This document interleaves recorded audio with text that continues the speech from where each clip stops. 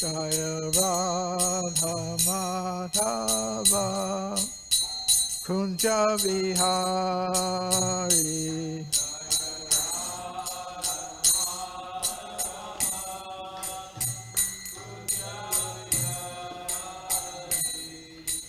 Gopi Jana Vallabha Girivardhari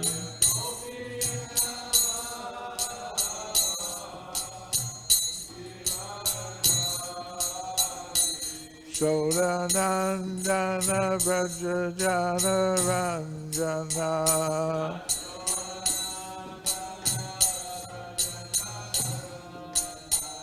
Yamuna Tira Vanachari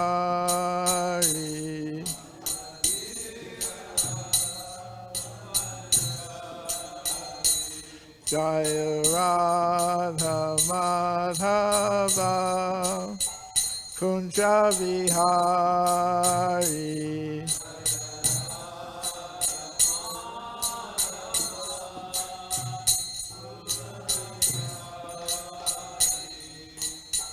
Vijana Vallabha Girivardhari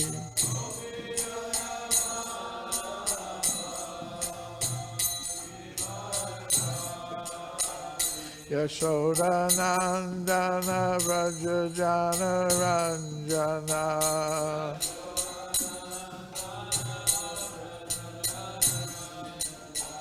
Yamuna Tira Vanachari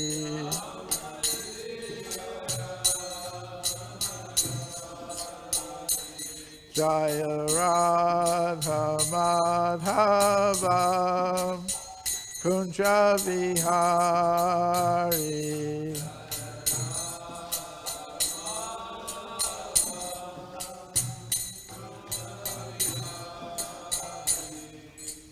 Gopi Jana Vallabha Girivardhari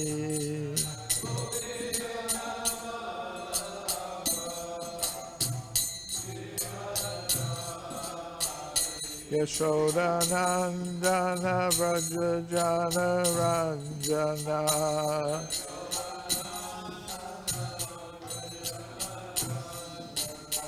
Yamuna Tira Vanachari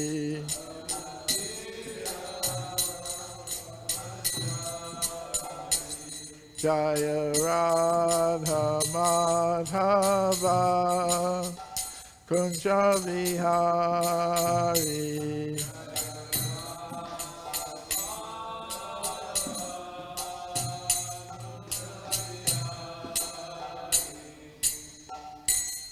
Jayam Vishnupad Paramahamsa Parvajakacharya Astatara Sata Sri Srimad His Divine Grace A.C. Bhaktivedanta Swami Prabhupada Ki Jai Ananta Koti Vaishnava Vrinda Ki Jai ISKCON Founder Acharya Srila Prabhupada Ki Jai Grantaraj Srimad Bhagavatam Ki Jai Gaur Premananda. All glories to the assembled devotees. All glories to the assembled devotees. All glories to the assembled devotees.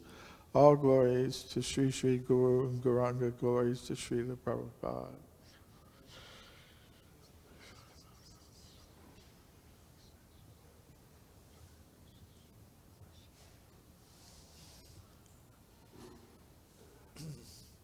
What is the verse for today? Is that the correct one? 11.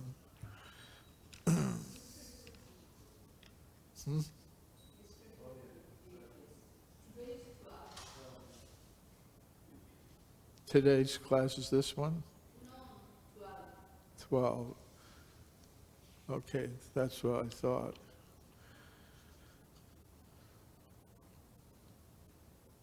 Om Namo Bhagavate Vasudevaya. Om Namo Bhagavate Vasudevaya. Om Namo Bhagavate Vasudevaya. Srimad Bhagavatam, Canto 3, Chapter 24, The Renunciation of Kardama Muni, Text 12.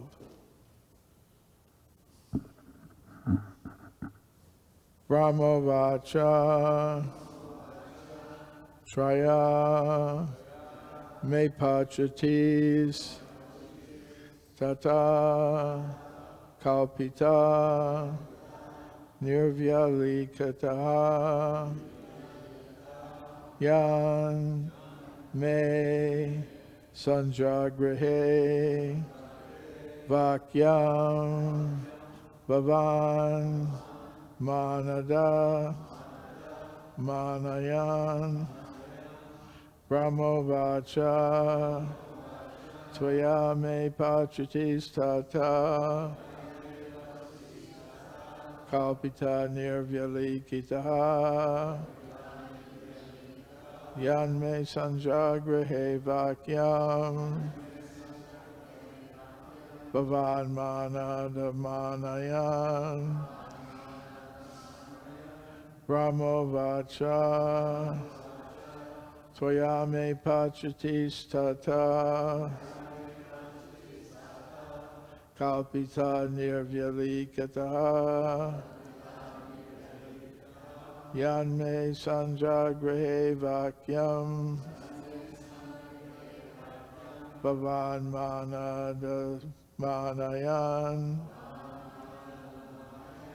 Brahmovacha Tvaya Me Pachatis Tata Kalpita Nirvalikita Yan Me Sanjagrahe Vakyam Bhavan Manada Manayan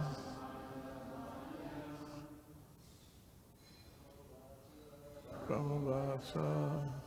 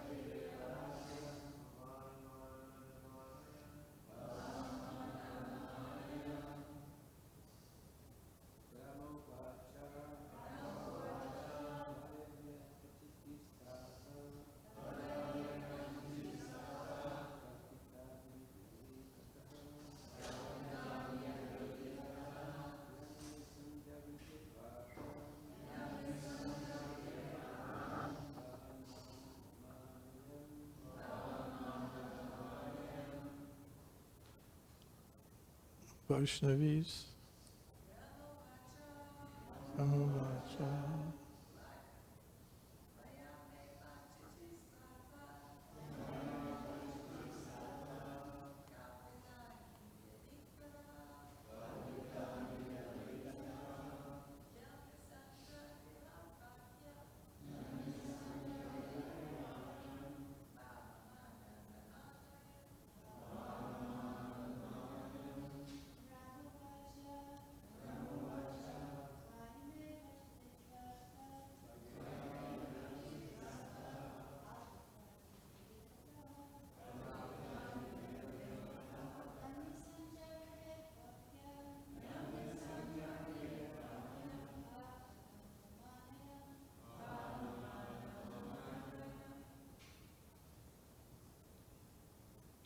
Brahma, Lord Brahma, Uvacha said, Taya, by you, may, my, Apachitaha, worship. Tata, O Son, Kalpita is accomplished. Nirvyalikataha, without duplicity. Yet, since, may, my, Sanjagrahe, have completely accepted Bhakyam instructions, Bhavan, you, Manada, O Kardama, one who offers honor to others, Manayan, respecting. Translation and purport by His Divine Grace, A.C. Bhaktivedanta Swami Prabhupada.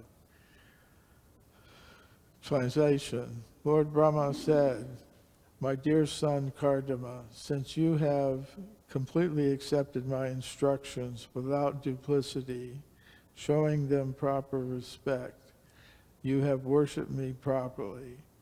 Whatever instructions you took from me, you have carried out, and therefore have honored me. Purport. Lord Brahma, as the first living entity within the universe, is supposed to be the spiritual master of everyone, and he is also the Father, creator of all beings. Kardama is one of the Prajapatis, or creators of living entities, and he is also a son of Brahma. Brahma praises Kardama because he carried out the orders of the spiritual master in toto and without cheating. A conditioned soul in the material world has the disqualification of cheating. He has 4 disqualifications. He is sure to commit mistakes. He is sure to be illusioned. He is prone to cheat others, and his senses are imperfect. But if one carries out the order of the spiritual master by disciplic succession, or the parampara system, he overcomes the 4 defects. Therefore, knowledge received from the bona fide spiritual master is not cheating. Any other knowledge which is manufactured by the conditioned soul is cheating only. Brahma knew well that Kardama Muni exactly carried out the instructions received from him, and that he actually honored his spiritual master. To honor the spiritual master means to carry out his instructions word for word. Om Jnana Timarandasya Gananjana Shalakaya Chakshurun Militam Yena Tasmai Shri Gurave Namaha. Sri Krishna Chaitanya Prabhu Nityananda Sri Advaita Gadadhar Sri Vasadi Gaur Bhaktivinoda. Hare Krishna, Krishna Krishna, Hare Hare, Hare Rama, Rama Rama, Hare Hare.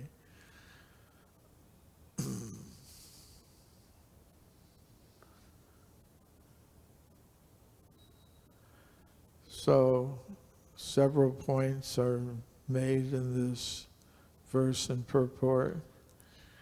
First, in the purport, there's some description of Lord Brahma as the first living entity within this universe. And it's also stated he is also supposed to be the spiritual master of everyone. So we need first to understand what this universe is. It is not the ultimate home of the living entity of the soul. Each soul is by nature an eternal servant of Krishna, Jivaras Rupa Hoy Krishnara Nityadas.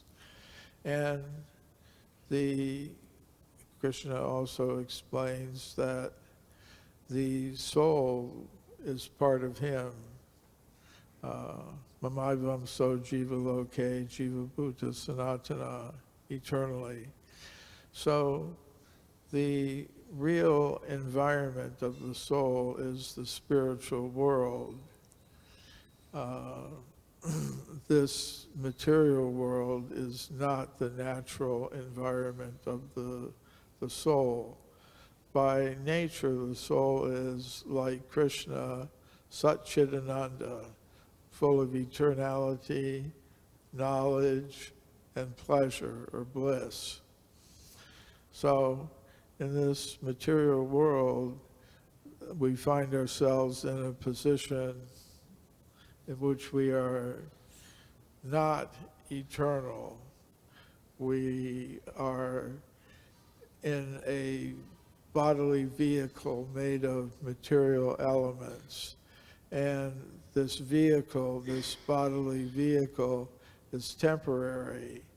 So it's subject to birth, death, old age, and disease. Janma mrityu jara vyadhi dukkha dosa anudarshanam.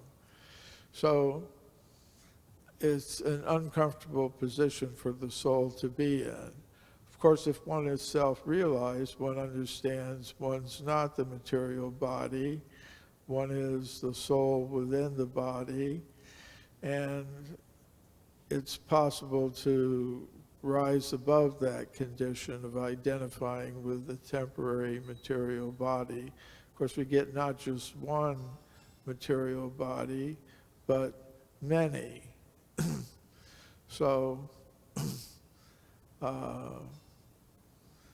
where do these bodies come from? I mean, ultimately we have a spiritual body, our swarupa, the eternal spiritual form. You know, spiritual life is not impersonal, although some people imagine that it is, that you merge into oneness. Of course, oneness is there. We are part and parcel of Krishna, so in that sense, we're one with Krishna. But in order for there to be loving exchanges, there has to also simultaneously be some difference, because love involves exchanges in the different rasas or relationships in which these exchanges take place. There are two parties. If there's a parental relationship, there's a relationship between parent and child. If there's a service relationship, there's a relationship between master and servant. If there's a conjugal relationship, there's a relationship between lover and beloved. So when I meet people who are impersonalists, in the sense that they believe in this idea that ultimately everything is one, I try to make these points with them that in order, one of the cruelest punishments is solitary confinement. If you're put in a position where you have no relationship with anyone, that's a very severe kind of punishment, actually, because the soul desires relationships. That's its natural position, to be in an eternal loving relationship with the Supreme Personality of Godhead, Lord Krishna. So Brahma is not only the first living entity within the universe, and every type of material body comes from him ultimately. That's his service. There are many millions of material universes that Krishna expands. Why? Not because he wants it, but because there are souls that have taken the position, although their natural position is to be eternally related with Krishna, they take the position of being independent enjoyers in forgetfulness of Krishna. So Krishna allows that. He allows the soul to manifest its minute independence. Krishna Bahir Mukahana Bhogavanchakare Nikatashta Mayatare Japati Atare. That means the soul has the ability to turn its face from Krishna. But as soon as the soul becomes Bahir Mukha, looking outside, elsewhere to Krishna, it has to be engaged somehow. So the material energy in the form of Maya or Durga is there to capture the soul. And there, the soul in the material energy has the opportunity to pursue its idea of being an independent enjoyer in forgetfulness of the Supreme Personality of Godhead. But even though the soul turns from Krishna, Krishna doesn't turn away from the soul. First of all, he manifests through his form as Mahavishnu, numberless universes. And then he expands into each universe in which he has injected through his glance many jiva souls who have turned from him. And as Garbhodakshai Vishnu, he manifests a lotus flower from his navel, and on that lotus flower, a Brahma takes birth. Brahma is a position, it's a post.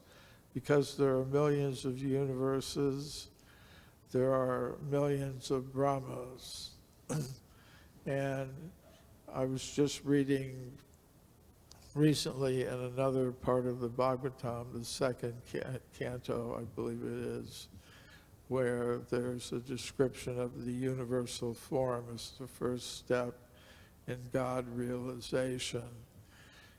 There, Srila Prabhupada mentions in a purport that our Brahma is the youngest of all the Brahmas in the many different universes.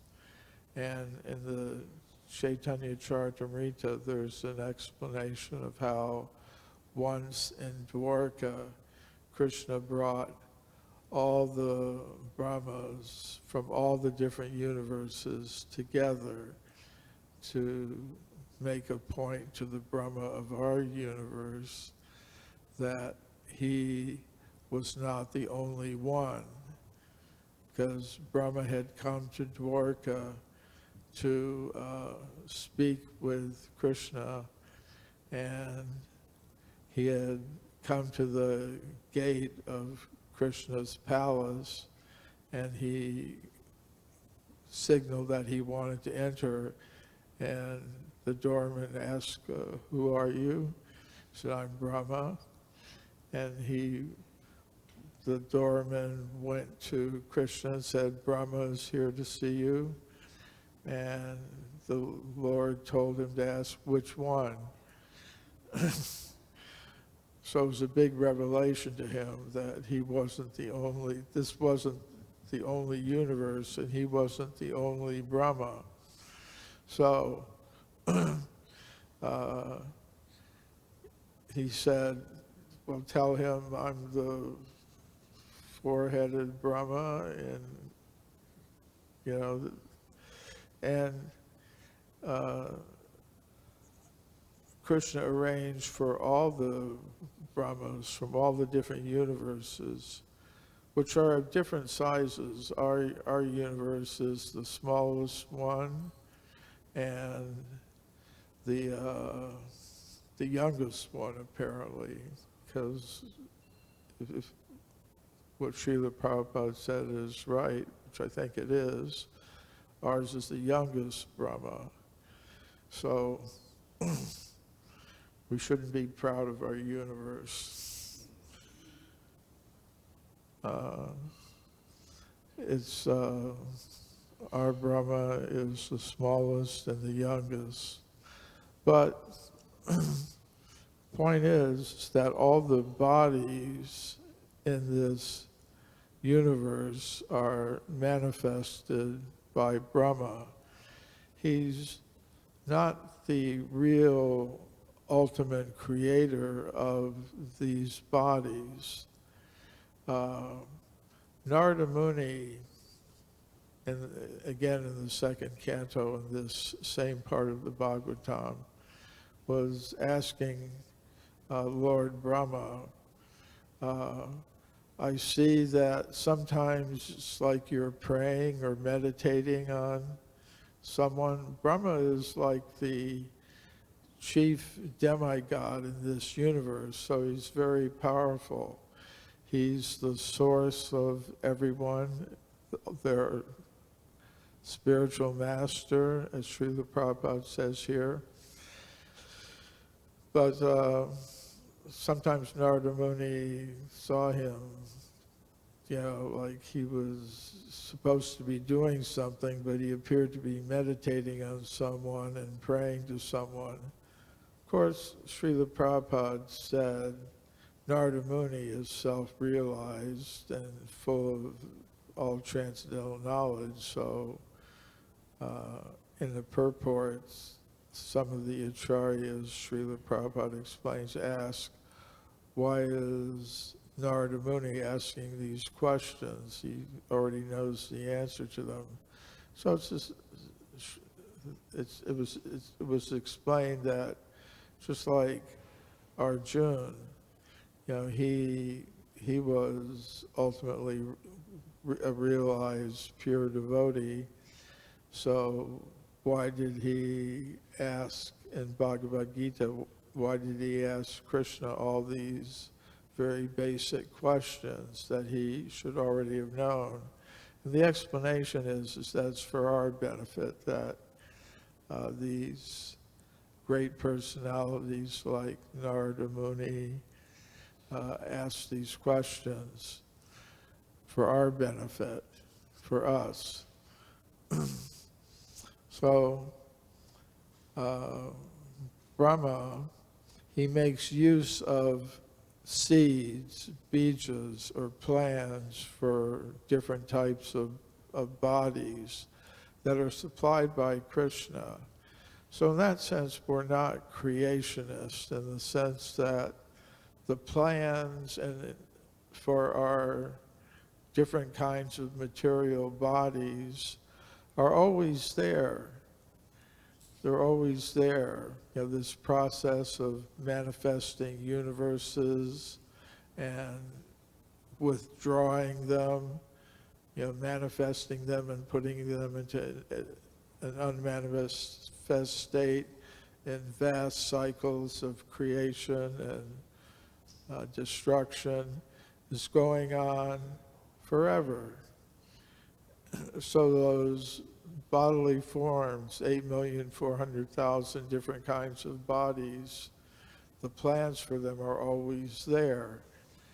So it's explained that what Lord Brahma does is sort of like, if you provide a carpenter with a plan for a table or a chair that you want, and you supply the ingredients, in one sense, he's a creator, but not really, because, and Lord Brahma himself admitted that, says, I'm not the real creator. The real creator is the Supreme Personality of Godhead.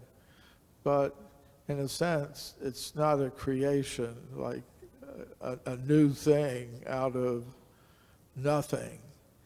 it's a plan that's always been there, a plan for a body. Of the 8,400,000 types of bodies, the human body or human form of life is the most important, the most valuable, even though it's temporary, as Prahlad Maharaj explains.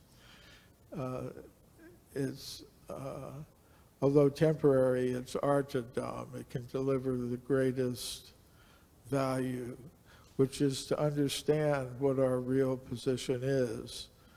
So if, in one sense, if we trace our ancestry back in time, as people like to do, there are television shows where they take some famous person and tell them, do research about what their ancestry is. People like to find out who their ancestors are.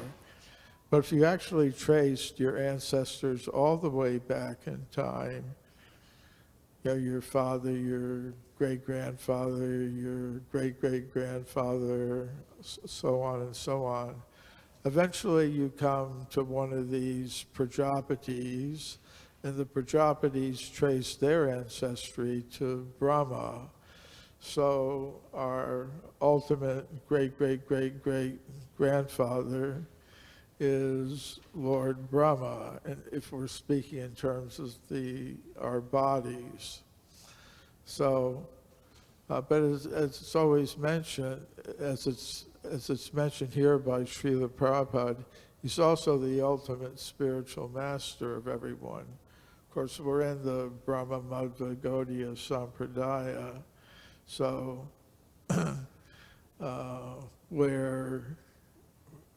where we trace our lineage, if you trace your lineage from your spiritual master, or if you're a disciple of Srila Prabhupada, from Srila Prabhupada, if you trace the disciplic lineage all the way back in time, it comes again to Brahma. But where did Brahma get his knowledge from? Krishna instructed him within the heart.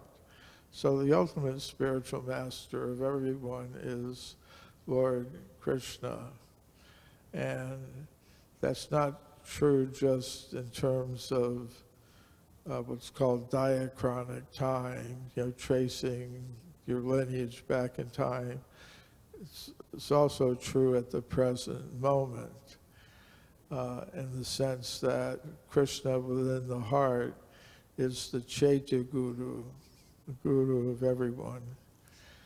So, and then when Krishna within the heart sees that a soul wants to turn back to him, on some deep level, Krishna is there, Sarvasya Chaham Hridi Sanivishto, Matasmatir Jnanam Apohanam Shah.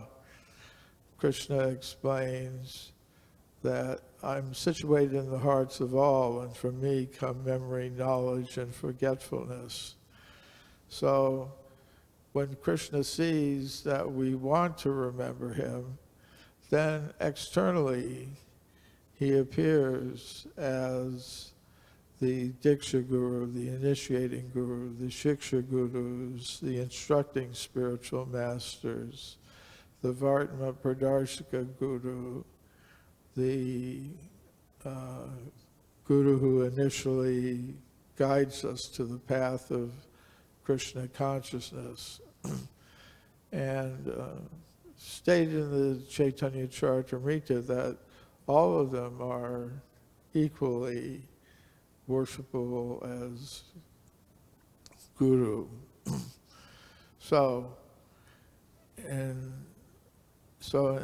Although ultimately everything can be ultimately traced back to Krishna, if we're talking about just our existence within this material universe, then the ancestry of our physical body can be traced back to Lord Brahma, and our spiritual path of connection with Krishna through disciplic succession goes back in this universe to Lord Brahma.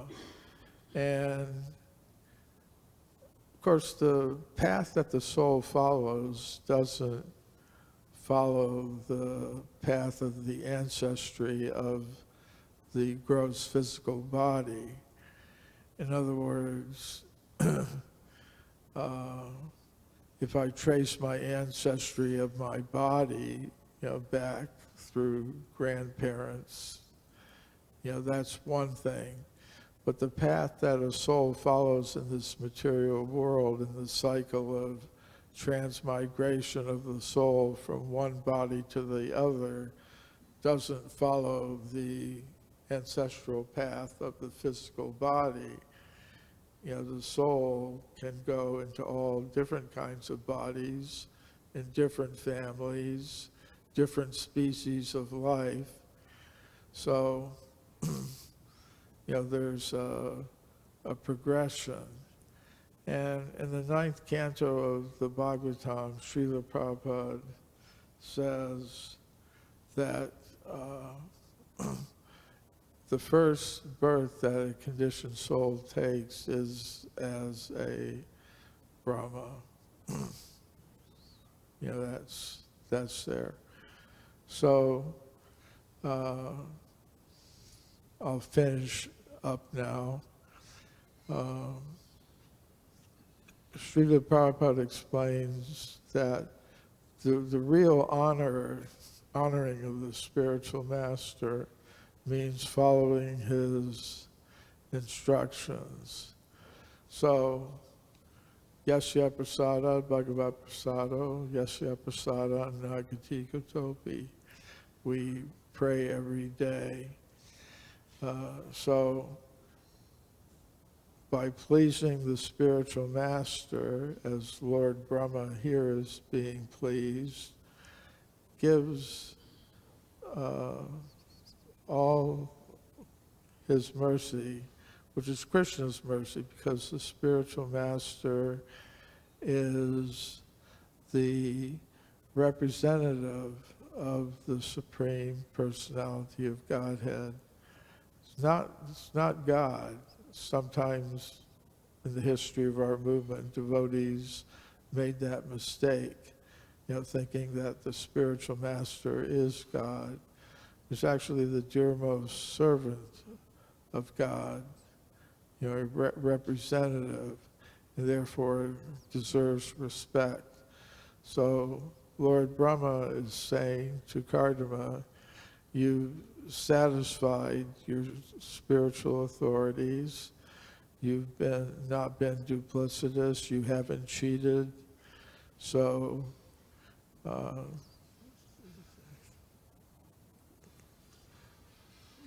therefore, in that way, you have really honored me. So we should strive for that also.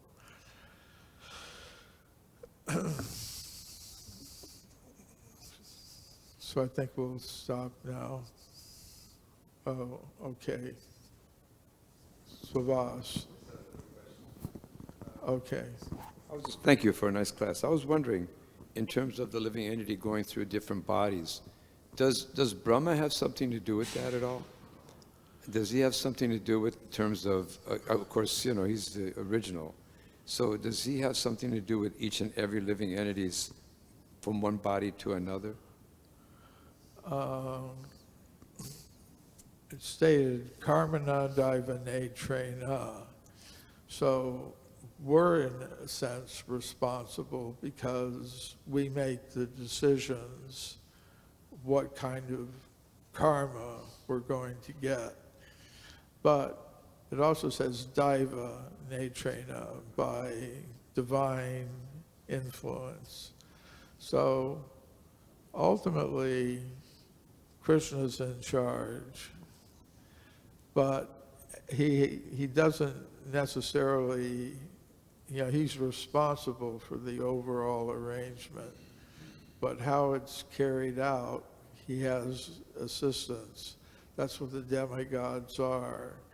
Yamaraj, the different witnesses that are described in Bhagavad Gita and the Srimad Bhagavatam, that witness what the soul has done, not only in this life, but in many other lives. So there's a role that Brahma plays. He's the chief demigod. He's responsible for what's done by other demigod assistants who have their assistants, like Yamaraj has his assistants. There's Chitragupta, who provides a written record of what, telling Yamaraj what this particular conditioned soul has done. But so Brahma would play some role. I don't know exactly what role he would play, but as kind of like the head, of what's going on in this universe, he's got some role to play. But ultimately, Krishna is the supreme controller, I would say. Yes, Prabhu?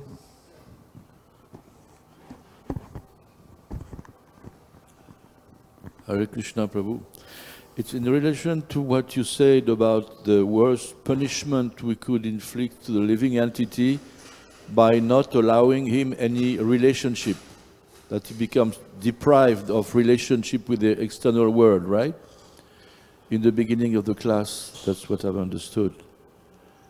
To be deprived of relationship of any kind other than oneself. And this is reported by a Christian nun. And in hospitals, maybe here in the US, sometimes mother, when they have delivered the child, they abandon him. They abandon the child. They go away from the hospital and the child remains there. So these people, they have collected about 10 newborn children who have been abandoned, and they made experiment on them. They put them in kind of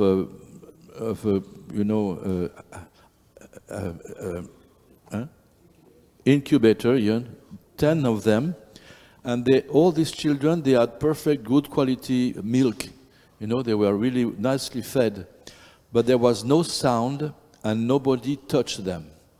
And it's mentioned that all these 10 children, they died. No communication with the external world. It's a weird experience, but yeah. Well, that's interesting. I don't know if it's real in relation with, if I've understood what you said, but... Well, it's the first time I've heard of it, but there are, as I said, if there's just one person, there's not enjoyment. Anandamaya Vyasat.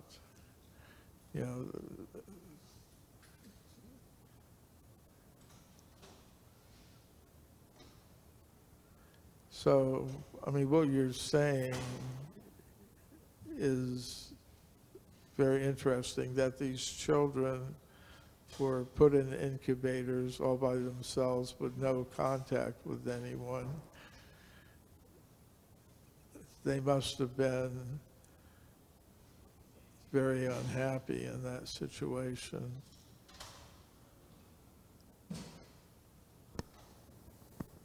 There is also the story of one man who was in an island, isolated. Maybe a boat sank and he could escape, and he was alone in the island.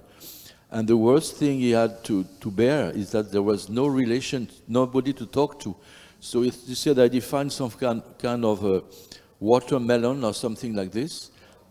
Huh? Yeah, and he make eyes and mouth and nose, and we would speak to him. You know, the most difficult thing he had to bear, that he had no communication with anybody. He could not talk to anyone. So he talked. He manifested. He made this little pumpkin, let's say. You know, he would speak to him.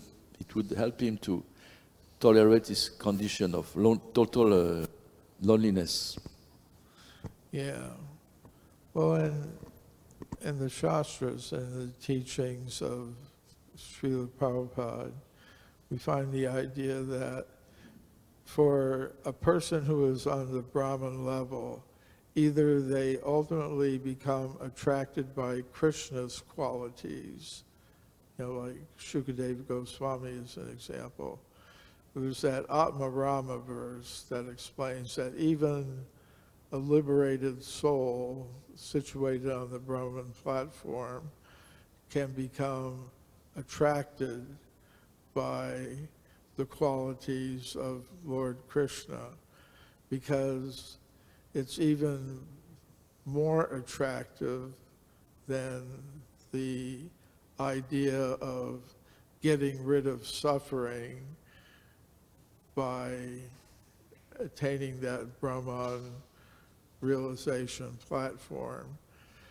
But the other side of it is, because the soul is meant for activity and relationship, not for just existing in some kind of impersonal oneness state, that either they get attracted ultimately to spiritual life in the spiritual world with Krishna, or one of Krishna's expansions,